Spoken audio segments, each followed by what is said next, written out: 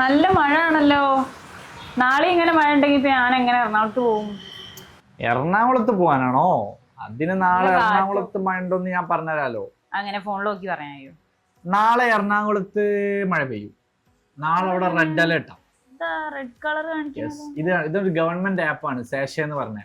നമ്മുടെ നാട്ടിൽ ഇപ്പോ റെഡ് അലേർട്ട് ആണോ, ഓറഞ്ച് അലേർട്ട് ആണോ, യെല്ലോ അലേർട്ട് എന്ന് കാണാൻ പറ്റും. എവിടേക്കാണ് ഫ്ലഡ് ഉള്ളത് എന്ന് അറിയാൻ പറ്റും. എവിടൊക്കെ ഇടിമിന്നൽ കളേഴ്സ് ഉണ്ടാവില്ലേ കൂടുതലുള്ളത്. അവിടൊക്കെ? അതെ, ഓരോ സ്ഥലത്തിന്റെ കളേഴ്സ് കാണാം. ഏതിലേക്ക് ഇന്ത്യയിൽ എല്ലാ സ്ഥലത്തും ഉണ്ടല്ലോ. ഇന്ത്യയിൽ ഇപ്പൊ എവിടൊക്കെ റെഡ് അലേർട്ട് എന്ന് കാണാം, ഓറഞ്ച് അലേർട്ട് കാണാം, യെല്ലോ അലേർട്ട് കാണാം.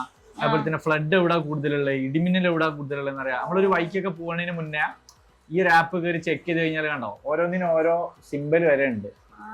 നിലവില് കേരളത്തിൽ മാത്രല്ലേ റെഡ് അലേർട്ട് ഉള്ളത്? അതാണ് ഇവിടെ ആണ് റെഡ് അലേർട്ട്. അതും കോഴിക്കോട്, എറണാകുളം ആ ഭാഗത്തേക്കൊക്കെയാണ് റെഡ് അലേർട്ട് വരുന്നത്. അപ്പൊ നാളെ എറണാകുളത്ത് പോകുന്നില്ല. ബൈ. ബൈ.